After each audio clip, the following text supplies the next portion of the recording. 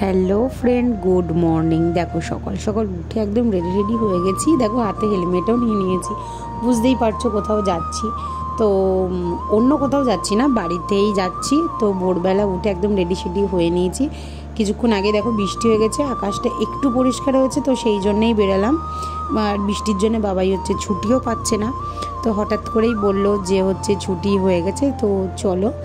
তো তখন আমরা বেরোলাম 5টা সাড়ে 5টার দিকে বেরিয়ে গেছি। তো বাড়িতে কিছুই জানাতে পারিনি, মানে ওরা পুরো আমাদেরকে দেখে সারপ্রাইজই হয়ে যাবে।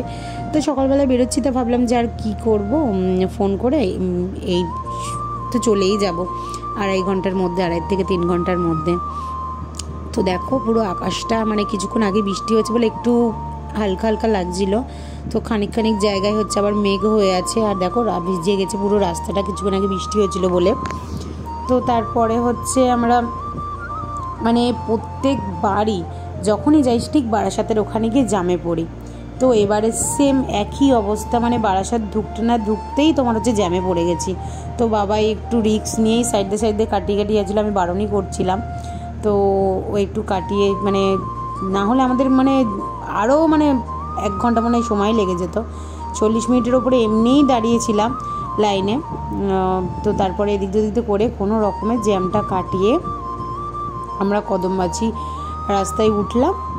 তো ওই রাস্তায় উঠেই মনে হচ্ছে যেন একদম শীতকালে চলে এসেছি। এমনিতেই বাইক চলেছিল, ভোরবেলাতে বেশ ভালোই ঠান্ডা মতো লাগছিল এই গরমের ওয়েদারের মধ্যেও, বৃষ্টি হচ্ছে বলে। আর দেখো মনে হচ্ছে চারিদিকে যেন কুয়াশা মতো।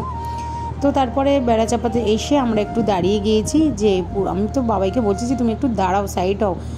আর আমার ভীষণই মাজার মধ্যে পেন হচ্ছিল, তো একটুখানি দাঁড়িয়েছিলাম 5 মিনিট মতো। তো তারপরে বললাম যে চলো, কারণ নাহলে যদি আবার বৃষ্টি চলে আসে। তো দেখলাম হালকা রোদ উঠছে। তো দেখো বাড়ির রাস্তায় ঢুকে চলে এসেছি। আর চারিদিকটা কত সুন্দর, সবুজ বর্ষার দিন, চারিদিকটা না প্রকৃতি একদম অন্য রকমই লাগে দেখতে।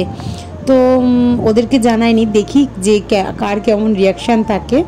তো দেখো এখানে চলেও এসেছি, মামুনি তো হাসছে, দিকে তাকাচ্ছেই না। আর ঠাকুরের বাসন টাসন মেজে মায়ের টানগুলো সব ঢুকে দিয়ে দিল। আর কোয়েলের রিয়াকশানটা দেখো শুধু। তো তারপরে এখানে বাবাই হেলমেটগুলো একটু ঠিকঠাক করে রাখছিল। তো তারপরে চলে আসলাম মামুনির সাথে কথা বলে ঘরে। আর আমার এই ছোটো ব্লগগুলো তোমাদের কেমন লাগছে অবশ্যই জানিও। বাড়িতে চলেই আসলাম, আবার দেখাবো একটা নতুন ব্লগের সাথে। ততক্ষণ টাটা।